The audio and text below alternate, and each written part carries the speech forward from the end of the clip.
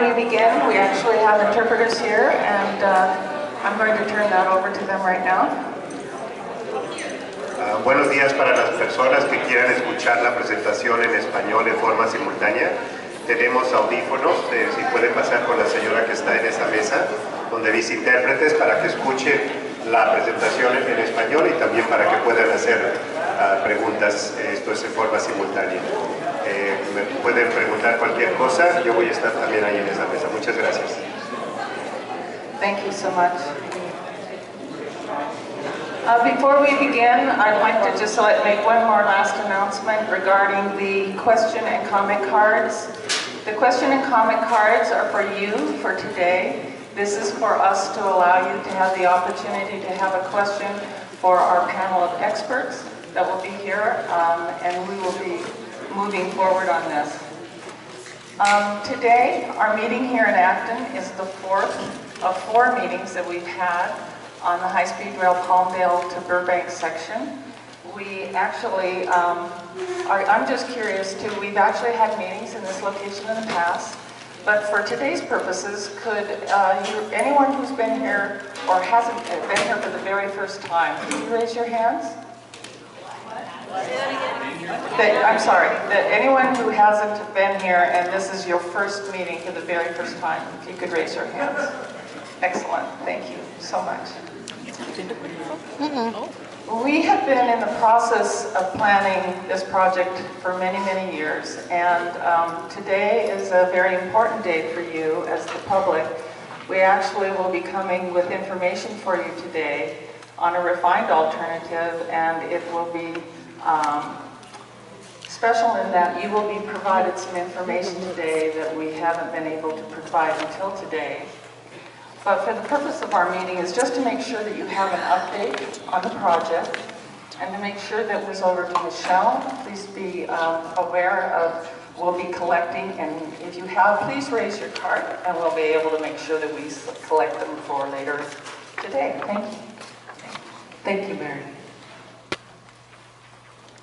Thank you for taking some time out of your Saturday to come to this presentation on the California High-Speed Rail project. I know while several of you raised your hands that you had never been to one of our meetings, I know that there are many people here who have been to our meetings, and we absolutely appreciate all of the input that you've given us to date. We felt that it was important to share with you some information that we have now about some of the studies that we've done in the mountains, and make sure that you knew where we were at today. The other thing that I want to stress very, very strongly, and I know that this comes with perhaps a positive and a negative connotation to many people here, is this is not the end of the road. This is a presentation meant to let you know what we know today based on the studies that have been conducted to date. This is not the final route selection for this project, nor is this the final route selection for any of those projects in Southern California we've recently had meetings about.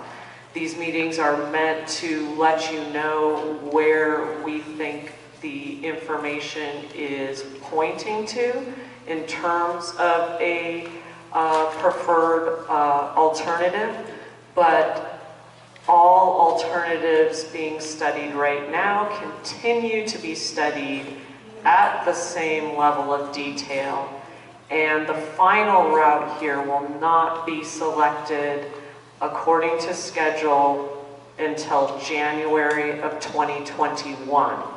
And I want to make sure everybody thinks about that in the context of where we are at.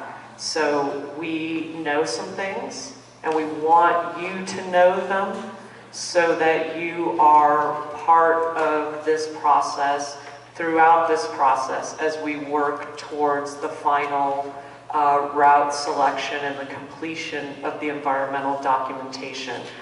Scott Steinwert, our environmental expert, will talk to you a little bit more about this process. I know sometimes this process takes a long time, and it leads to a lot of questions and a lot of concerns, and we definitely appreciate that. But with that, I'll let Scott talk about it a little bit more during his part of the presentation, but I wanted to make that very clear up front. We are telling you what we know today. What we know today is fueling us to say we think the study of these alignments is tilting in a certain direction, but it is not the end of the process, and all the alternatives you see today continue to be studied and continue to be analyzed, because that can change on a project between us telling you what we know today and the final project being certified in 2021. So, for those of you who've been here before, of course, this is the map of the all-electric high-speed rail project being planned for the state of California. The navy blue line indicates the San Francisco to Anaheim route, the phase 1 route. That's approximately 500 miles long. And you can see highlighted there in a green box the Palmdale to Burbank connection, which is the project section we are here today to talk to you about. It is obviously one of the most complicated sections, project sections, and it also potentially has some of the most interesting mobility ramifications for this region in Los Angeles County. By having a high-speed connection between Palmdale to Burbank, we can basically move people between those 2 points in about 20 minutes. Rather than the commute that they see on the 14 today, which can make a big difference in a lot of people's lives. However, we have to balance that improvement in some people's lives with the route selection process and how we choose to pick the route that it follows and the potential impacts that that has.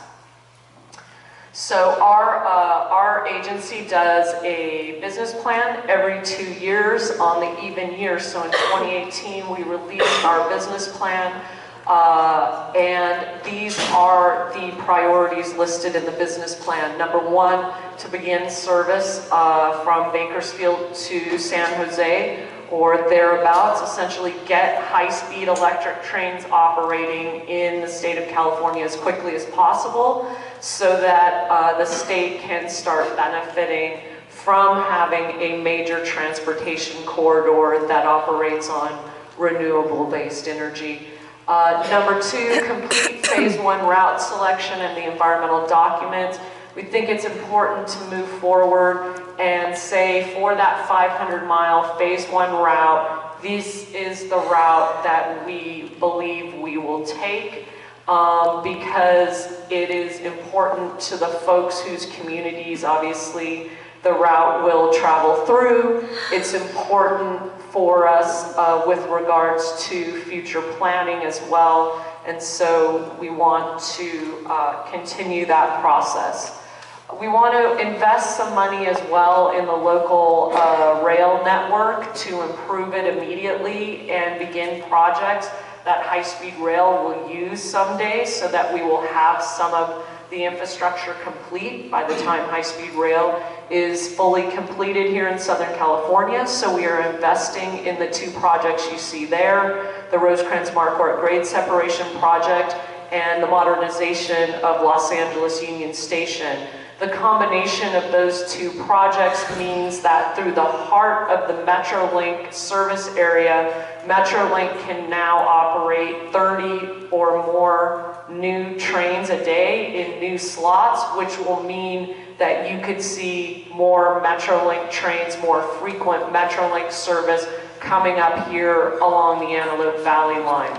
We know sometimes that a barrier to transit use can be the frequency of scheduled service, and so these projects would contribute to Metrolink being able to expand their service offerings throughout its network. And so that's why we think they're important to invest in. When they're done, Los Angeles Union Station will be set up so that it can be a terminal station for high-speed rail, and we can pull our trains into the yard there, and the Rosecrans Marquardt Bridge basically will be built so that high-speed trains can go under it. However, the day they're done and open, they have that immediate benefit to the existing rail network.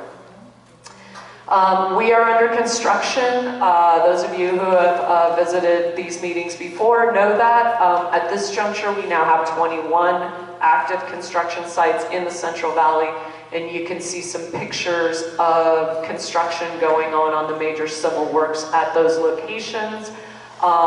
Those locations, that work has created 2,000 jobs in the Central Valley associated with this construction, and that has been very, very beneficial to the economy in the Central Valley.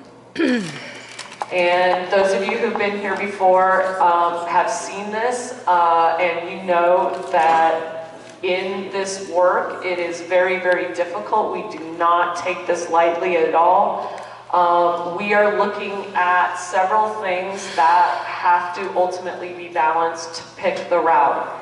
And those include the project objectives that we're building an 800-mile renewable energy-based major transportation corridor to connect the north and the south in the state of California, and it's got to be safe, etc. On the other side, there is the environmental resources. Of course, those are the wildlands, the waters, the animals, the plants that are in proximity to the routes that we are planning to build. It also includes air quality, traffic, and other things like that. Again, those are all analyzed, and we work with regulatory agencies very closely in monitoring the impacts of the project in that location. And then we have the community at the top, and these types of meetings, one-on-one meetings, letters, comments, phone calls to our 800 number, all of those things are collected and part of the project record as we move forward, as we try to seek to build the route that can balance those considerations. That route is not going to be the one that is ideal in any one of those areas. It's the one that seeks to best balance those. And so that is the activity that we've been underway trying to get closer to in the past several years. And again, I just want to reiterate, we haven't landed on that yet. That final route, that final balance is 2 years away. So I just cannot stress that enough. Here's a list basically of those activities that we conduct when we talk with folks about their communities, the character of the communities, and the things that are of concern to them. And many of you have participated in those meetings in the past. Here is basically a snapshot picture of the routes as they have evolved here. So I know that there are some of you sitting here today who maybe feel like we haven't made progress. We have dramatically changed the project in many, many respects over the course of the last several years. And that balance, that study, that analysis continues through to the end of the environmental process.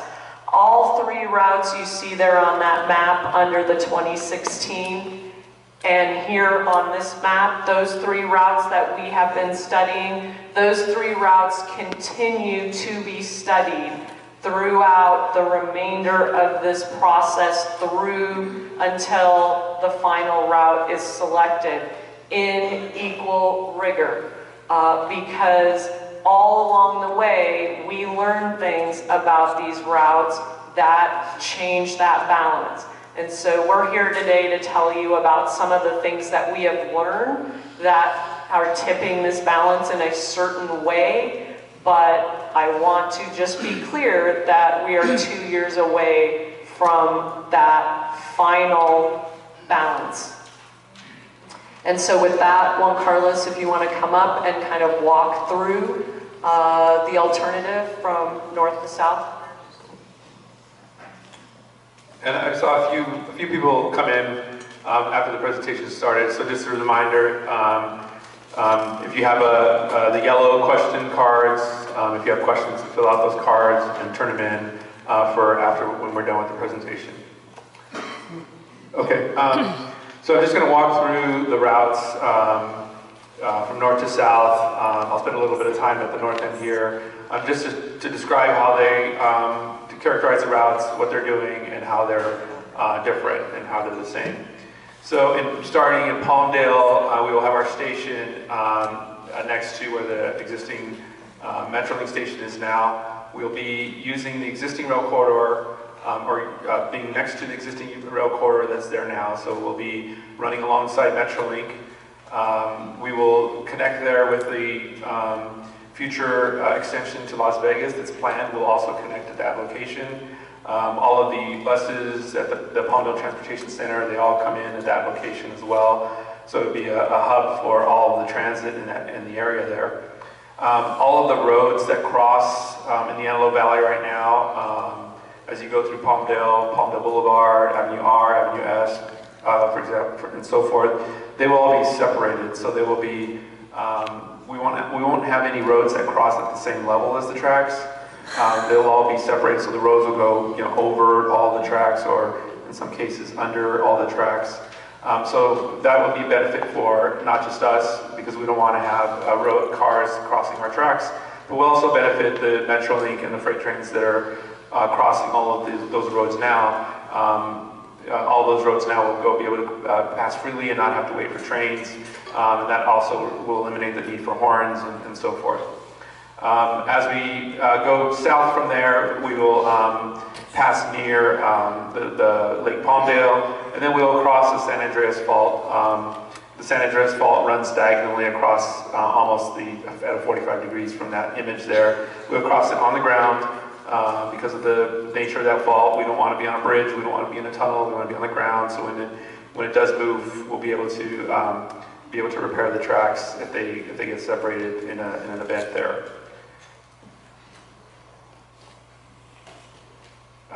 So right after that location, crossing of the fault and the lake, nearby the lake, the alignments will split into two.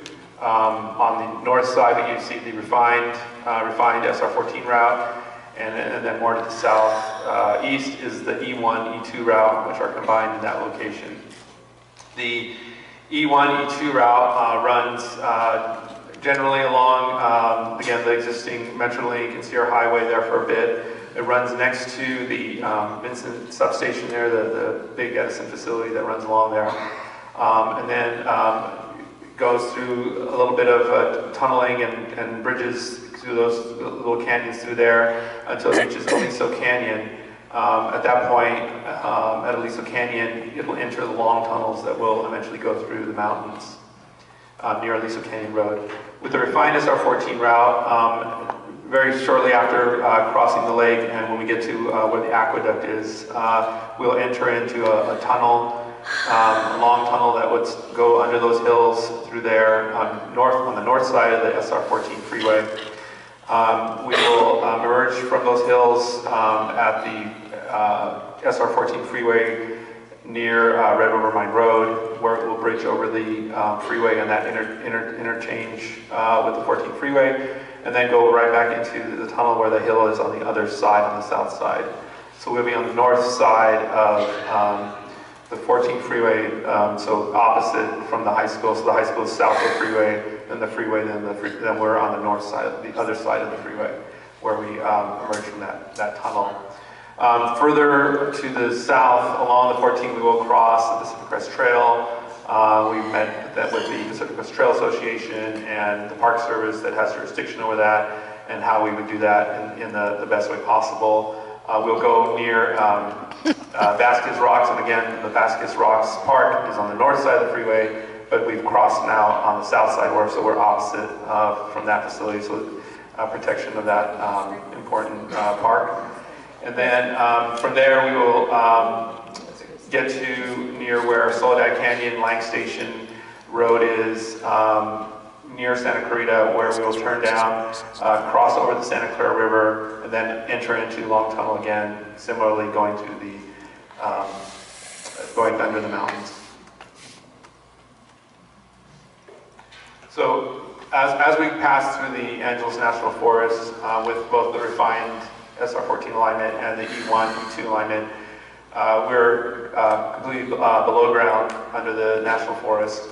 As I mentioned, with the refined SR14 route, after we cross the river at Lang Station, we enter into a tunnel portal. One of the interesting things or unique things about that is we're using the existing gravel mine that's there. There's a Vulcan mine facility there that you've seen there just south of the 14 freeway. We'll utilize that site. Right now it's that they've basically taken the mountain down and there's pits, old gravel pits that are there. We'll use that as our tunnel construction site where we'll launch our tunnel boring machines to the south, and all of the material that comes out of those tunnel boring machines will be placed back into those pits. So that's a good opportunity for restoration of that area. Right now it's very degraded. Again, they've taken the mountain down, and so we would use all the material that comes out to gradually bring it back up and restore it to a more natural hill conditions the way it is in the surrounding areas. With the E1, E2 route, as I mentioned, it's all underground through the mountains. There is a potential, we are looking at one potential intermediate access point that would be used to basically drop the tunnel boring machines down into a hole so that they would be able to tunnel from the midpoints out as a potential construction strategy. Where is that? That would be in a private, those would be located in private in-holdings within the forest, so they're not actually forest property, they're private in-holdings that have been, that are in the middle, and they're right along Little Tahunga Road. So it's areas that are developed, for other purposes and held for, they're again, private in-holdings that are not owned by the forest. So in the San Fernando Valley, as we come through with the routes, the refined SR14 is joined by the E1, and they combine and come in the northeast San Fernando Valley near Branford Street at the south end of Pacoima. And then from there it joins the existing rail corridor, the Metrolink line again, and runs along that until it gets to Burbank Airport. So we'll use, through Sun Valley, that area, we'll use, again, the existing rail corridor that's there now. We'll just put our tracks next to the Metrolink tracks. With the E2 route, that would stay in tunnel until it reaches, again, the boundary of the forest. It would come out of tunnel as it crosses over the Tahunga Wash, and then go back into a tunnel where there encounters the other hills there, the shallow hills, and it'll stay in that tunnel again until it goes to the Burbank Airport. At the Burbank Airport, the alignment is again common, one route. The alignments come together there at the station, at the airport. That would be underground as a requirement of aerospace and airport requirements, because we have the poles and the wires above ground. Those all need to be depressed because we pass right by the runway. And so that's why that configuration is in that way. There are other features. It is an all-electric train, as I mentioned. So we do have the overhead power lines, or a catenary system that powers the train. And then we have locations that power the train. So as I mentioned, we go right by the Vincent substation with the one alignment. With the other one, we're a little bit away from it. But in any case, that's the location where we would draw power to our train. We have those every 30 miles, so we'd have one here and one down in the San Fernando Valley. And then there's other intermediate facilities like that are smaller that regulate the power between the trains. When we're in a tunnel, all of that infrastructure will be also underground. It will all be in tunnels and chambers and things like that. So there won't be anything on the surface when we're in tunnels. We will also have communication towers when we're outside of, on the surface, we'll have those. Again, when we're in tunnels, those will be, those communications will all be done through the tunnels. We'll have some maintenance facilities here in the Antelope Valley, just north of here. We've identified sites for maintenance, potential maintenance facilities, maintenance of vehicles, as well as maintenance of the infrastructure, the track, and so forth. Safety systems will be included. Positive train control is a system that Metrolink has just recently implemented, which basically overrides if there's a user error, if somebody, operator is not paying attention, the train takes over itself, and so that there isn't a chance for any incidents. And then the corridor will be all sealed. Unlike the Metrolink now, you can walk on the tracks. In the Antelope Valley, for example, it's not really fenced in a lot of places. We won't have that. All of our route will be entirely sealed, fenced, walled years. That alerts the train, all of the trains up and down the state with the first wave of an earthquake that could occur. And then that stops the trains to ensure that there's no issues. Scott? Thank you, Juan Carlos. Good morning, everybody. So I'm going to talk a little bit about the environmental process. It is a process. This slide shows, you read it from left to right and then left to right again on the bottom. What we're showing here is that we are in a process that is governed by both federal and state law. It includes many different steps and milestones along its path. It starts with scoping, which happened back in 2010. Scoping is when you look at a broad range of alternatives. Those alternatives get narrowed down and refined and narrowed down and refined until we get to the alternatives that we're shown, that we're studying now in great detail. It shows, the blue arrow shows where we are right now today, and we're wrapping up the detailed engineering, the environmental studies, and staff are at a point where they are making a recommendation as to a preferred alternative. As Michelle said, that the process doesn't start there, it continues on for quite a ways. That recommendation goes to the High-Speed Rail Authority Board. They're having a meeting in November to consider staff's recommendation. They can concur, they can not concur, they can decide to tell staff to do something different. From that point, then we will finish up preparing the draft environmental document. That'll be about a year from now. That document will be made available for the public and agencies to review. You all can review and provide comments to us on that. We have to respond to those comments. We make any revisions, respond to the comments. We put all of that together into a final environmental document. That's the document that goes ultimately to the High-Speed Rail Authority Board for them to make their final decision on what to do in this project corridor. This slide just shows the topics that we're studying as part of the environmental review. We call it the A to T slide. There's just a lot of different topics we study, as Michelle indicated, everything from natural resources to community issues of noise, vibration, impacts to properties. All of these topics are studied in detail in the environmental document, and for all the alternatives at the same level of detail. This slide just shows kind of our approach in doing the environmental analysis. So our job is to look at these alternatives that have been defined and identify where potential impacts might occur, and all those different topics that were listed in the previous slide. We don't stop there. It's a very iterative process in that we then work with the engineers to first see if there's a way to avoid those impacts. Can the alignment be moved or changed in some way that would avoid that impact completely? If we can't avoid it, then we work with them to minimize it. Can we make it as small as we can, or do other things in the design of it to reduce the impact as much as we can? And then after that, if there's still an impact remaining, then we would look for ways to mitigate it, which really means to replace it. So the most common thing, if you think about it, is like a biological resource. If there's a river we're crossing, if we can bridge over it completely, we can avoid any impact to the water course.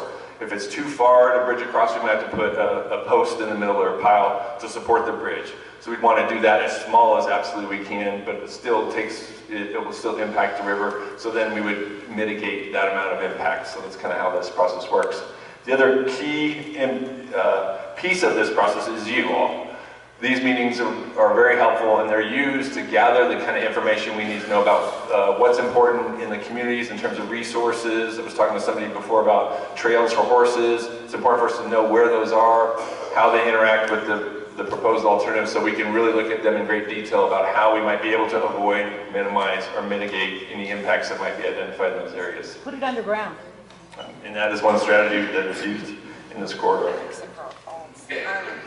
So this talks a little bit about the purpose needed for the project, but one of the things I get asked a lot is, so why are we identifying, why is staff identifying a preferred alternative at this point in time? This is something that's fairly new in the federal regulations, and it's an encouragement for agencies to identify their preferred alternative, if there is one, early in the process, and put that in the draft environmental document. The reason for that is it allows better and more efficient public review and comment on the document. If you know where the agency is headed, it allows you to really focus your comments. So if you concur with the alternative that's being recommended, great. If not, it allows you to provide clear reasons as to why you believe another alternative is better or doing something different is better. So that's why this is being done, to help kind of facilitate a more focused and effective community and review of the environmental document. So where are we? Staff's recommendation is, at this point, is the refined SR14 alternative.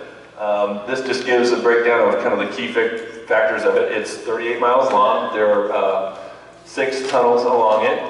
As one caller said, it starts in Palmdale with the multimodal station in Palmdale with Metrolink and others. It crosses the San Andreas Fault at grade. It bridges over Red River Mine. It crosses over the Santa Clara River at Lang Station. It tunnels under the San Gabriel Mountains and Angeles National Forest. It emerges in the San Fernando Valley around Branford Street, where it's mostly industrial. Enters the Metrolink corridor in south of there as it heads into Burbank, where it then goes underground to an underground station in Burbank. So I'm going to pass it back over to Michelle. Thank you, Scott.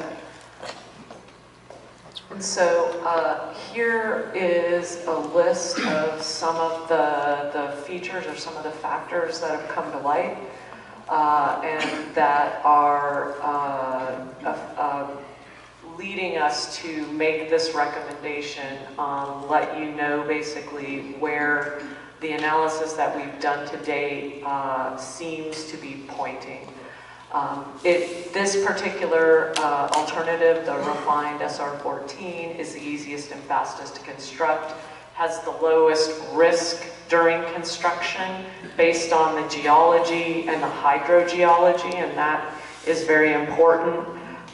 It has the fewest traffic and air quality impacts broadly over the entire alignment from Palmdale all the way to Burbank, and it would generate the least amount of tunnel spoils during the tunneling process, which does contribute to, can contribute to traffic, so that was one of the things we were looking at.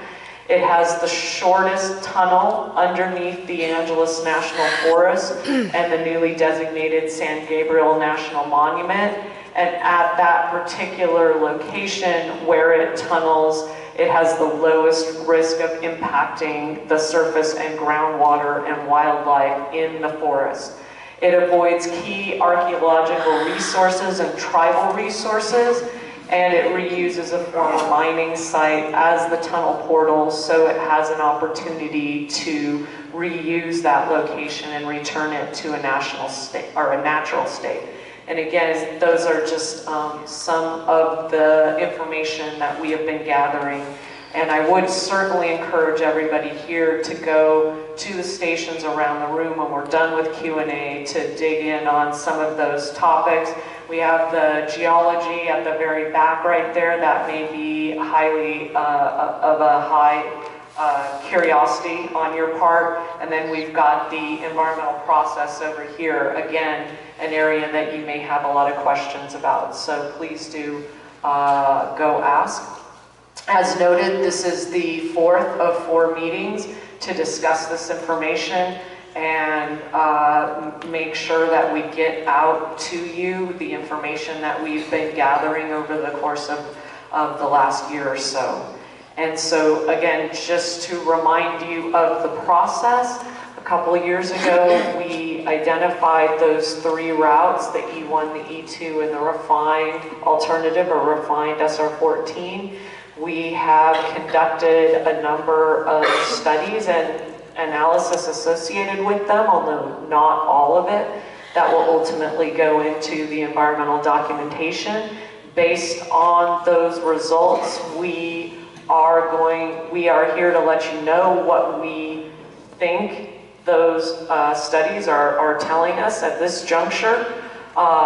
We then package that into a recommendation as a preferred alternative. We make a board presentation on that to let them know all of the information we've shared with you and the background as to why this is a recommended alternative to carry forward as the preferred alternative. Our board then provides us direction that we then use to complete the draft environmental report. And we have expected that that will take some time to complete that report and get it ready for distribution. And so about a year from now, we would be releasing that draft environmental document. Then there is a public hearing process and a comment process associated with that. And those things are then looked at and studied and responded to as you prepare the final environmental document. The final environmental document today is scheduled to go to our board for certification in January of 2021. This project section, Palmdale to Burbank, is not considered to be settled. It is not considered to have a route, a singular route defined until that decision in January of 2021. So I just want to be very clear about that. And with that, I will turn it over to Mary. Again, if you have any question cards, please get those out to us. And then Mary, you're gonna go through this and be our question concierge. All right, so please do that. Thank you. Thank you. Yes, we have quite a few that we'd like to get through. Before we do that, I'd like to just take just a moment to say thank you to some of our elected officials who are in attendance. I'd like to thank Assemblymember Tom Lackey from the 36th District. Thank you for coming. And one of his staff members, Brandon. Okay, thank you for coming. And Mr. Chuck Bostwick is with Los Angeles County Supervisor Kevin Barker's office. So we have both of them here today. So thanks again. Thanks for coming. So the way this kind of works is that we have multiple. We have several different categories. Just a reminder, a lot of this information that you just saw is going to be on the website. That will be coming up in the next week or so, so we want to make sure that all of this information is available to you so that if you would like to go through it at your leisure, you have the opportunity to do so. We are also tracking a lot of the question and answers that we're getting from each of the meetings, including this one. So we'll be making sure that we have an opportunity to actually address those as well. So with that, I'm going to ask our panel some of the questions that we've received from you. So with that, I'd like to start. We actually have our first comment here is a business impact question. It is, what will happen to businesses that are located on the route that a high-speed rail will be built on?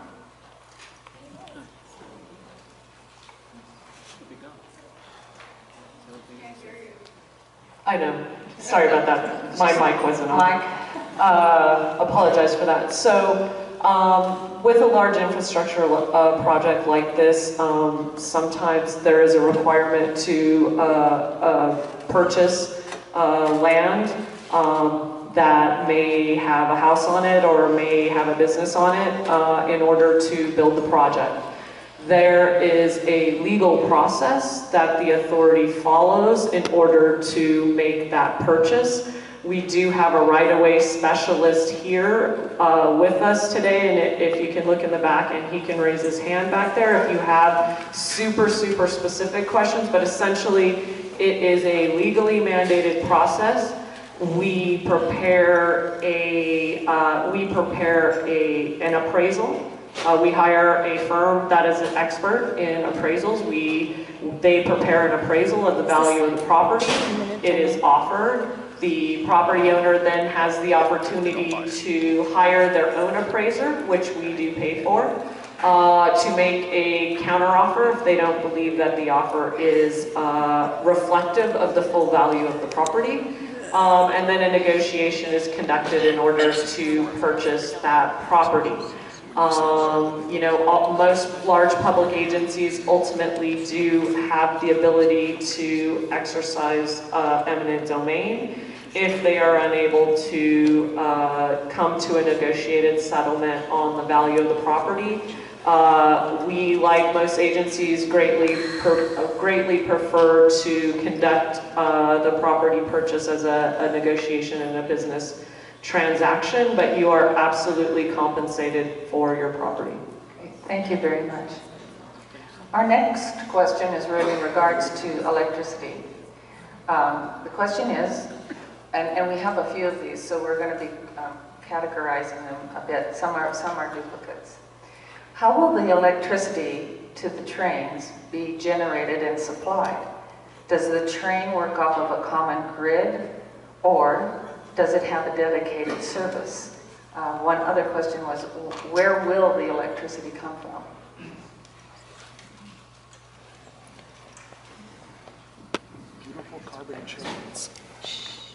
So we draw power from the electrical grid. We have substations at intervals of approximately 30 miles along our alignment where we need to draw power from the electrical grid, and then it's distributed along our alignment through the overhead catenary system between those 30-mile spaced substations. So with this section of the alignment, we envision having a substation near Vincent Substation or up by just north of Lake Palmdale, drawing power from the Vincent Substation, getting it to our alignment. It kind of depends on which alignment we have as far as how we get to that from Vincent Substation, but we certainly intend to use that as one of our source points to draw power to our alignment. 30 miles south of that puts us in the San Fernando Valley. There's a LADWP substation that we will look at for one alternative. We also have an option to tie into some existing Edison high voltage lines along the 210 freeway. So we have a couple options, excuse me, a couple options down there. And that basically every 30 miles we connect to the existing electrical grid. Great, thank you, Rick. We have a specific question here regarding the bridge at Red Rover Mine Road. Exactly how high and tall will the viaduct over the Red Rover Mine Road be, and why did you place it particularly in that location in regards to any type of noise or other impacts that it may have at that particular area? So the criteria for having a bridge over roadways, we have to allow for at least 16.5 feet of vertical clearance over freeways and generally over other roads as well. So that bridge crosses several roadways. It crosses Red Rover Mine Road, it crosses Sierra Highway, it crosses SR 14, and also Escondido Canyon Road on the other side of the freeway. So each of those we have to be at least 16.5 feet above that. The freeway is kind of the controlling elevation. It's a little bit higher than the other streets. So at Red Rover we might be a couple feet higher than 16.5, maybe 18, 20, somewhere in that neighborhood. But that's basically, that structure will go across all of those roads. The clearance will be basically 16.5 to 20 feet from the roadway to the bottom of the structure as we go over it. I can talk a little bit about noise and how we study that. So for locations like that where the train is exposed, not underground, and there are what we call noise sensitive receptors, that's houses, churches, parks, schools. we do a detailed analysis of the noise that will be generated by the train. And we do that based on the actual trains that are proposed to be used, the speeds that are proposed to be, the trains will be going in that area, the frequencies based on the train schedules that those trains would pass by, and we use the peak hour or the maximum number of trains to figure out what would be the worst case or the highest noise generated by those trains. We then look at how that noise would affect these noise-sensitive properties that are located near there. And there certainly are many in the Red River Mine area where this train, where the bridge you're talking about. And there are state and federal standards as to the noise levels when we have to, for different types of land uses, to make sure that the noise levels at residences and parks are kept to a level that is comfortable and for people. And so we're measuring the train's influence on those standards, and wherever the train may result in noise that increases those standards, then we have to look for ways to either avoid or minimize that. And when we there are a couple of things we use to reduce and minimize the noise from the trains, and those are things like there are skirts that can be applied to the trains that help reduce the wheel noise, which is one of the major sources of noise for the trains as they roll by. We can put small walls on the structures to kind of a sound wall like you see along the freeway. Those can be either from a small wall to a very large wall to reduce the noise. So we'll go through analysis of if we have higher noise levels, applying those types of mitigation to make sure that the noise at sensitive receptors is reduced back to a level that's acceptable under state and federal standards. Okay, thank you, Scott. That actually answered a couple of the other questions that we had here regarding school impacts. There is one question regarding school impacts in regards to safety. How are you going to prevent students on the track being so close to the high school, and what about the traffic and student safety? So as Juan Carlos mentioned, our system will be fully sealed with a fully electronic detection system associated with it. So basically students would not be able to get onto the tracks because there would be fencing, there would be sensors, there would be cameras and everything so that we can detect people who are trying to get in. Number one, we try to keep everybody out to the extent that we can, obviously with physical barriers, and we monitor them in case people have a particular interest in trying to get over the physical barriers that have been put up. So the way that we keep people safe around these trains is we don't let them near trains when they're running. I'll let you answer, wasn't there a second piece of that? No, that was it. Thank you. Thank you. Oh, the traffic around. The traffic. Yeah, so with regard, I remember, sorry guys.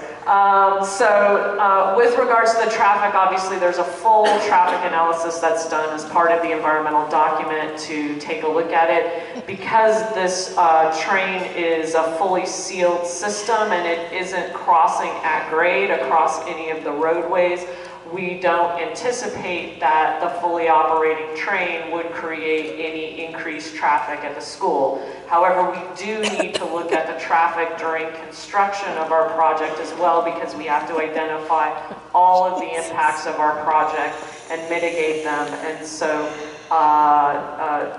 detour routes and things of that nature are also part of the environmental documentation. Scott, you want to talk about that? Yeah, I just wanted to add that in the construction traffic routes, one of the things that is written into the regulations is the trucks are not to go by schools, at least within a minimum of 1,000 feet. So we were looking at all the routes to make sure that they do not go by schools. Okay, great, thank you. So if we can continue a bit with this topic, we've got several requests regarding property impacts, and there may be an opportunity after the meeting as well to continue these conversations at the stations.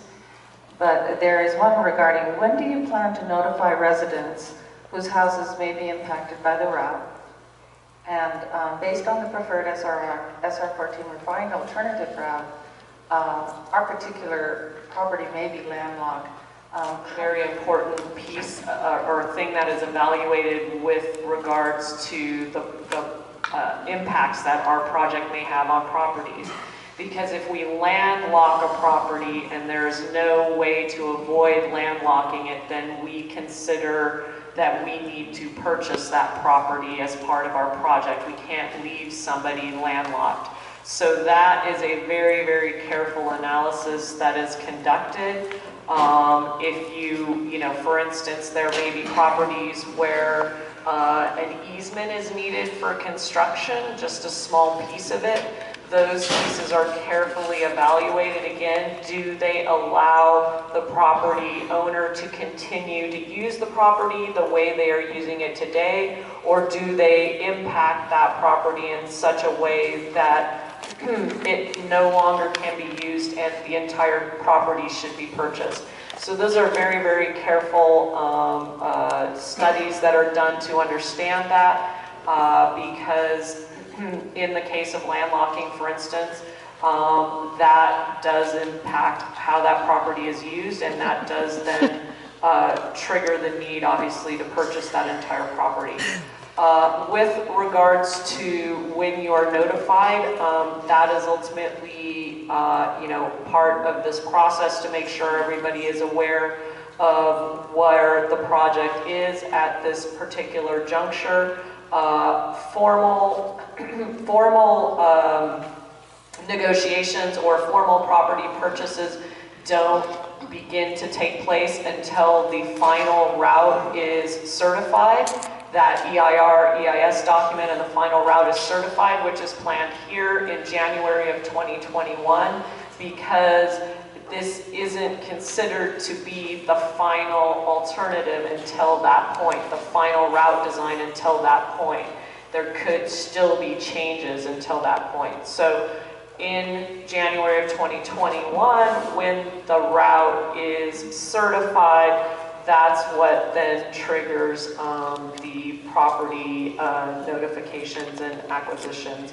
And again, I would very much stress that you go talk to our expert on right-of-way. I'm giving you really kind of a high-level programmatic snapshot of this, and those of you who have questions in this area may have them specifically about a property you own or a friend's property you know about, and getting that specific feedback on that location is important. Right, thank you so much, and that's so true. We are continuing with our property impact topic for just a moment, which is a question that is, how much space on either side of the high-speed tracks is needed compared to conventional tracks?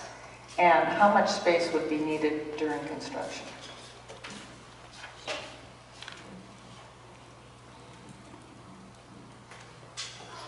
We typically would need, kind of varies depending upon the conditions. If we're front embankment, we have slopes.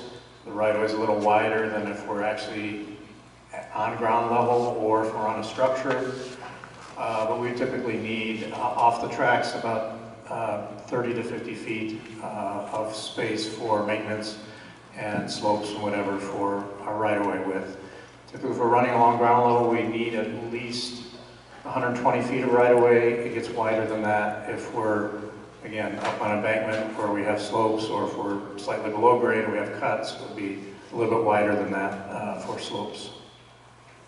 Okay, thank you. During construction, we will also we have staging areas that will be identified in our environmental document, and we may need some extra width during construction, which could be a temporary construction easement for constructing the barrier fencing that one fellow has talked about. That would just be maybe 10 feet of additional width for that.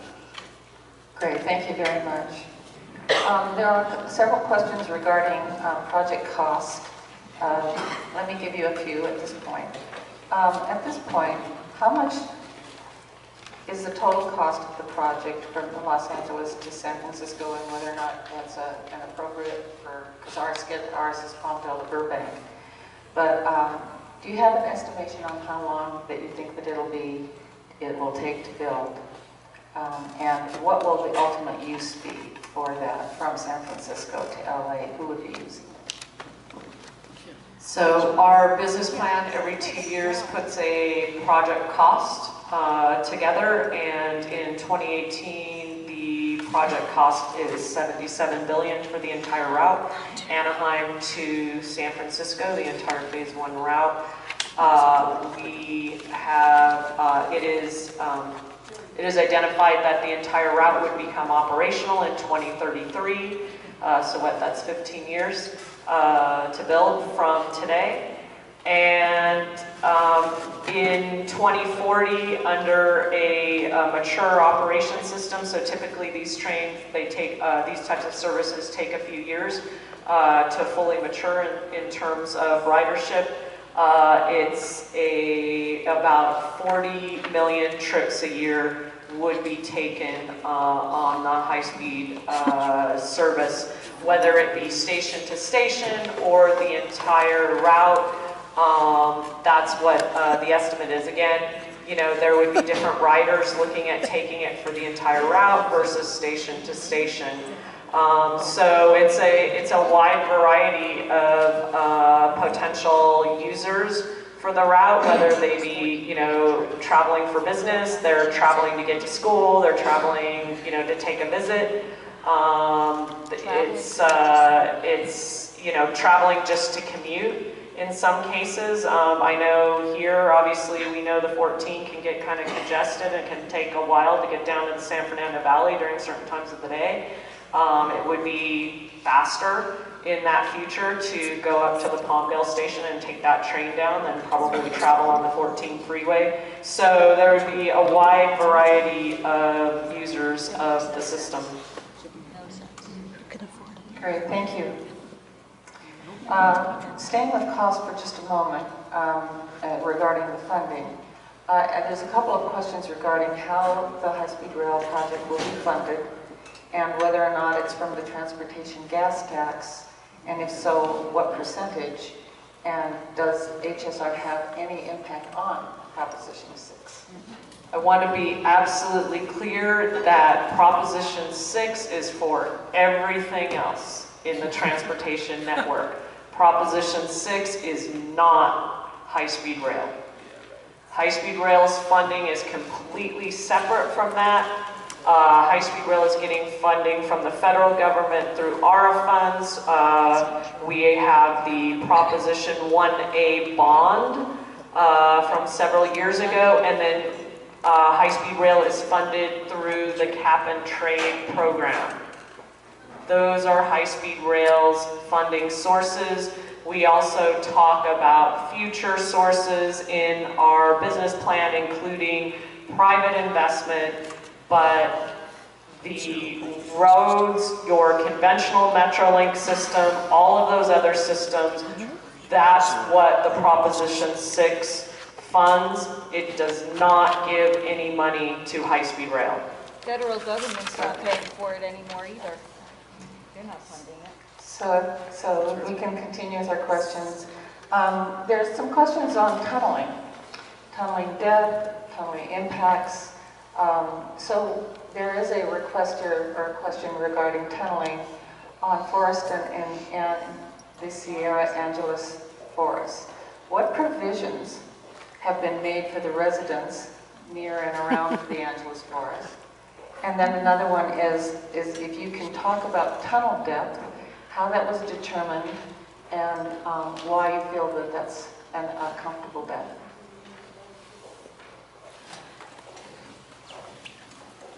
So generally, our profiles are drawn. We have to. It's a high-speed rail system. We have to go fast. We have to be fairly straight, both horizontally and vertically. There is quite an elevation differential between Palmdale and Burbank, about 2,000 feet. So we are going down generally as we go south, and we generally have to draw our alignment and our profile to achieve those geometric objectives. And the topography that's above us kind of determines how deep we are. We have to be at least about 100 feet below the surface, just for the stability of the ground above the tunnel while we're tunneling. And then as we get deep into the mountains, we are more than 2,000 feet deep at some point where we're underneath the peak of the mountains. So it's really kind of a combination of the geometry that we have to have, and then the As we've discussed on this issue before. The question with the is FRA noise above ground. methodology, and I think that's what you're sort of getting at here. We follow the laws and the regulation, and I think your question has always been to the fact that you aren't sure that the laws and regulation in this area actually result in the study that you would be looking for with regards to this issue. And so I think that is just, I think that is the issue straight up, and I think that is complicated, and we'll continue to talk about it, but the rules that govern us basically are the rules that are in play today. So that's kind of where we're at on that. But there is a full analysis, obviously, that is done following the provisions that we have today. Okay, thank you. There are three questions regarding wells, route location, and the impact on wells. How will the high-speed rail impact wells, private water wells in the area, and what studies have been done, and how will you address that impact? And following up on that as well, is if you follow the 14-3 route and it is on the north side or the south side or underground, how deep will this run? Because our wells are approximately 100 feet deep. And this is Paul. Paul Guptill is one of our geotechnical experts. Go ahead, Paul. Yes, the wells, when tunnels are constructed, there's a great deal of care, at least certainly in California, for protecting the groundwater system as it is during construction. So that as the tunnel is constructed, there's a lining system that's installed, and typically that lining system, and this is the type of construction that would be used on this project, is you'd have segmental linings, which is basically a lining system that is bolted together and assembled as the tunnel boring machine is pushed forward. And those lining segments would be also fitted with heavy-duty rubber gaskets so that everything is bolted together and sealed up as it's moved forward. There is some water that's going to be coming into these tunnels during construction. There's no way to seal it before you actually get the lining system up, except there are ways of improving the conditions for the tunnel by using chemical grout or cement grout that will seal up fractures and pathways for water that would be potential pathways for water to leak out of the ground and possibly impact wells. I can't say that there's going to be zero impact on wells, but this is something that has to be studied. And it's part of the process that would be ongoing once a final alignment is selected. Paul, do we pull a map, basically pull all existing data to understand where all the wells are, right? And we are looking at that as we're drawing the alignments out. Does anybody want to talk about that a little bit? Because I think that might have been part of the question. Part of it is, water wells are documented with the Department of Water Resources. Not in Acton. Most wells are not documented. They're on paper. That is possible. So what has to happen is those wells that you may own as an owner need to be identified. And this is where owners need to come forward and say, I have a well, is this going to be an impacted well based on this alignment that you're selecting? And you know, regardless of whatever our process is to try to protect that well, there is a possibility that there's going to be a drop in the groundwater table. So this is something that has to be addressed, and it has to be monitored, and there has to be a good history of what the well conditions were before the train came through and during construction and after. So that would be my answer at this point. Okay, thank you. We actually have an EIR process question, Scott. Pardon me. Pardon me, how are you going to negotiate the river that runs underground through Acton from the Sierra down to Santa Monica Bay? You haven't made that clear. Okay, There's a river under this town. So two things. We'll see if we can answer that, but if you could also put that on the card so we I have. already have. Okay, all right. Well, we Thank just you. probably haven't gotten to that. Thank you. The EIR process, Scott, there's a request that there are several environmental studies that are addressing impacts of buildings and rail noise. But what about the health concern for humans? And how are you handling that regarding noise and dust? Yeah, so the environmental document does address human health issues. As we've talked a lot about, the noise is studied in great detail, and that is related to human activity and keeping noise levels within standards at noise sensitive land uses. We also do a health risk assessment, which is looking at the effect primarily of construction activities, which for dust, as well as other emissions from construction equipment. We do a detailed assessment as to how that activity may or may not affect communities in terms of the health risk and the exposure to really cancer risk. And so that is part of our analysis that is done for all the alternatives and for the major construction activities associated with each alternative. That information is part of what will be reported in the environmental document. Valley fever, too. Okay, thank you.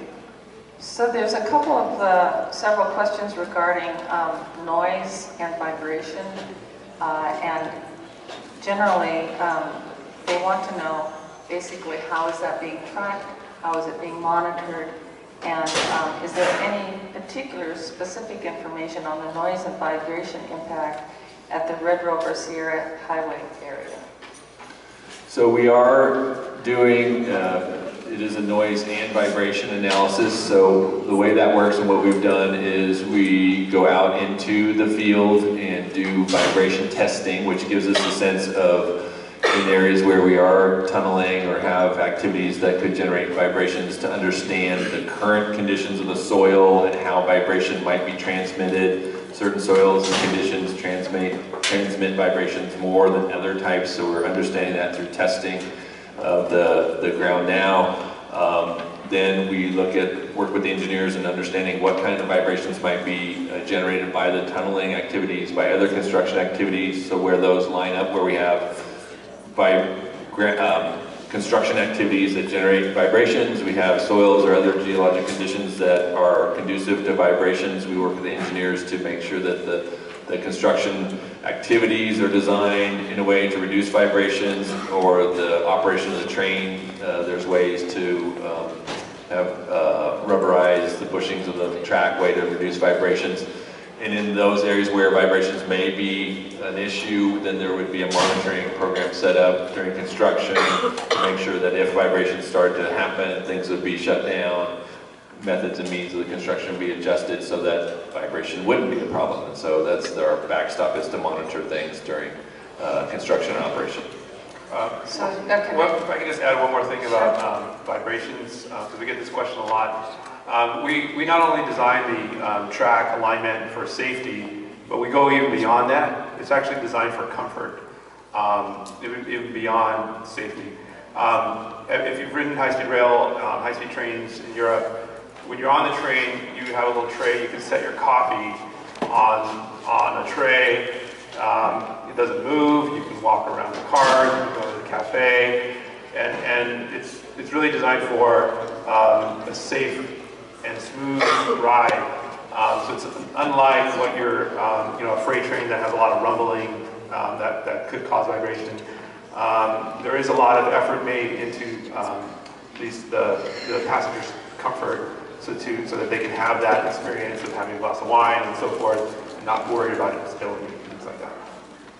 So, Juan Carlos, you might want to address this as well. This is part of the vibration, noise, and this is in regards to spoils. Where is there going to be specific vibration, sound, or other types of disruption when there's a removal of the earth, and where will those spoils go? So, as Michelle mentioned and we mentioned in our presentation, one of the reasons One of the factors for when we evaluated the alternatives was looking at the amount of spoils and the ease of removing of the spoils comparing the alternatives. The refined alternative, the refined SR14 alternative does have, again, when we're doing the long tunnels through the mountains, we are using that mining site. So we don't have to use trucks to remove the earth. Same thing in the San Fernando Valley. There's old pits, old mining pits, gravel pits that are there. What we have planned is conveyance systems, and they use this for mining operations, and they can go very far actually. They're basically conveyor belts. Material comes out of the tunnel as it moves through the boring machine. It's peeling away the rock as it's going through the tunnel. It comes out to a conveyor belt, and that conveyor belts can go all the way to where there's deposited in those old mining sites. And so that actually eliminates the need for trucks and potential noise and vibration of the removal of that material in those particular locations. So that actually is an important factor why that's one of the factors for recommending this alternative. Great, thank you. This is a question regarding the route above ground in Acton. How many miles will the trains be above ground in the Acton area, and which specific areas will they be in? So the predominant above-ground location in Acton is the crossing of the SR14 freeway near Red Rover Mine Road. I believe the total length of where we're above ground is about a mile, a little bit more than a mile. Going across the different roadways there. We then have farther south, I would also area, we have some other areas that are above ground, different lengths, and that'd be a good question, I think, to address back at the interactive map after this session is over. If anybody has any detailed questions on links, specific links of different sections, we can look at the map back there. Yes, excellent. If you haven't had an opportunity to get back to the map, that's very helpful. It can get into great detail for you. There is a question regarding Metrolink operations versus high-speed rail. What is actually the difference? And how would you interact with them, and what does that process look like? So both trains would use the same kind of tracks, right? So they use the same gauge of tracks. The high-speed service is an electric service, so we would have a catenary, basically, or overhead contact for electricity. So Metrolink doesn't require that to operate, high-speed rail does. However, around the world and in locations here in California, there are areas where we are looking at having both services operate at the same time on the same tracks. And so Metrolink can actually operate under, not in this particular location, I want it back down in the urban area. So Metrolink can travel on a high-speed rail prepared route and track underneath the catenary. Those trains can operate there if that catenary is designed to be high enough for those trains to pass underneath. And then the signal systems are important. So the trains can be calibrated to use the same signal systems and be dispatched by the same operators. The high-speed trains can use the same positive train control system that Metrolink is using, et cetera, et cetera. So there are differences. Obviously, Metrolink are diesel trains, and so their aerodynamics are very different. Their top speed is very different. And because their purpose is very different than a high-speed train, but they do have some similar systems and can use those systems across the two different services. Great, thank you. So we have a few more questions, and we're going to be wrapping this up shortly. But there is a question here regarding the draft DIR and how the official study documents will be released so that the community can study and review them and make sure that prior to the draft there's an opportunity, or at least an opportunity to know when the draft will be out.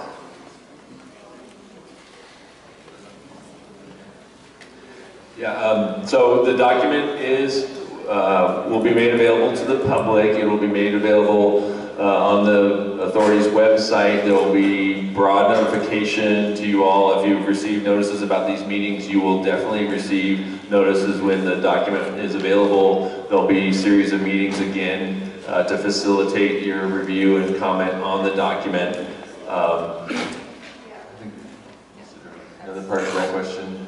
We would typically make copies available at public libraries or certain facilities like that.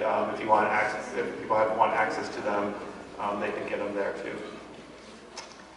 Okay, great. And there's so Juan Carlos, thank you for addressing the spoils in our previous question, because there was a question regarding the Volca mine restoration, which was how we'll be using the former mine, have a potential opportunity to restore it back to a natural condition, which I think you addressed. Yeah, I think we talked about that. Right. You know what, Hank, because there was that other question about the river, and I think that gentleman might have left, but I would like this team to discuss the river crossing. Yes, and I was just about, there's a couple of questions here, so that's timely. Yeah, I think the question is regarding the Santa Clara River and its tributaries. Correct. That go through. That is correct. That start through here in the Acton area. So with the refined SR14 alignment, we're north of the SR14. The Santa Clara River and its tributaries are all south of the SR14, so they don't we don't interact with that area. With the other alternative, the E1, E2 alignment that is on the east side of Acton, we do bridge over those initial washes that come together to form that. And again, we would be bridging over those washes, and the Santa Clara River, Aliso Canyon, that area, we'd be bridging over that to protect those washes and that basically that topography that becomes the Santa Clara River. And then, as I mentioned before, we do cross the Santa Clara River with the refined SR14 near Santa Clarita, near the Soledad Canyon Line Station road connection there. And there, of course, we were bridging over the Santa Clara River. Correct, thank you. So our last question regards seismic activity, and it is regarding the San Andreas Fault. Can you please tell let me read this, it's kind of long. There is currently no publicly released concern over the tunneling through this large network of active faults, that the environment goes right through that. Can you please describe how you're handling such strong and active faults such as Elkhorn, which have contributed to certain violent formations of the Vasquez rocks, and how that's being handled? Or at least, how are you addressing, or at least studying, the seismic concerns? Yeah, there are a couple issues related to seismic concerns. One is the ground shaking that everyone feels during an earthquake, and that's something that occurs because of fault movement and basically the elastic properties of the rock basically snapping back to an unstressed condition after an earthquake, and that generates seismic waves or energy waves that travel through the ground, and those are what we feel. And depending on how close you are to where that fault is and the origin of that earthquake, your ground motion will be stronger or weaker. It's like hearing loud music from close up or from far away. So it attenuates with distance. But the high-speed rail train is being designed to have shutdown device so that after a certain level of ground shaking is noted, it's like the early warning system that's being instituted in California's seismic network, where everyone's going to get a notification on their cell phone that there's an earthquake coming. Because in some areas you will be able to know that there's an earthquake that occurred, and that ground motion is not going to reach another location until you have a certain amount of time. That gives time to shut down the train, to stop its operations, and allow some general emergency evacuation procedures that are required. The other type of seismic issue is the fault displacement itself. And so for on the San Andreas fault, we had already talked about this, where the train alignment is being at ground surface. That's the easiest place to repair and to restore operations of the train. Basically, the San Andreas fault has the potential of having 10 or 15 or maybe as much as 20 feet of displacement near Palmdale. That will offset the tracks. The train will be shut down, but because it's at ground surface, that much displacement will be able to be accommodated through reconstruction at the ground surface and realignment of the track operation of the train. Thank you, Paul. Can I clarify that? Sorry, that was my question. I wasn't asking about the train and the safety of the tracks and stuff. I was asking about the impact from the train and drilling on that spider web of falls. Oh. Because like covered road is the fault, we're covered. Oh, thank you for the clarification. Yes, so they're wondering if the tunneling activity would have any impact on the faults activity.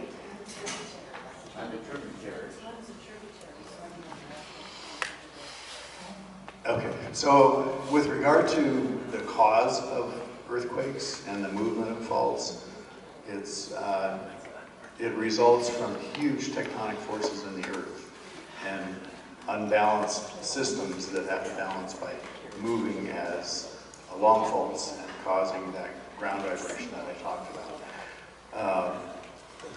Something as small and insignificant as a tunnel will have no impact whatsoever on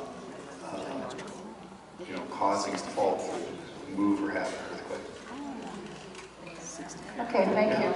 Origins of earthquakes are typically on the order of 10 to 15 kilometers below ground, and that is where the origins of the earthquake occur. So our tunneling is going to be so much shallower than that, there's no impact. Okay, thank you. I did get one last request for the last question today, and it is, as far as current property values are, losses may be related to this particular project. Can you help us understand how those losses will be mitigated, if any? And could you stand and just introduce yourself, please?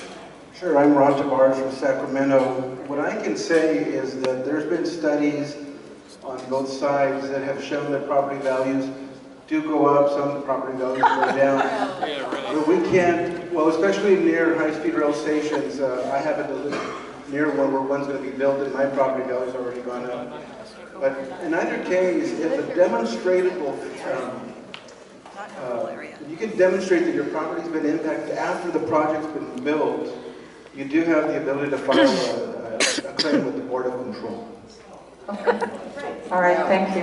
There's several other questions. We're going to make sure that we have all of these gathered for you. But as you can see, there's a myriad of different topics and discussions. Again, what I'd like to do is thank the panel very much.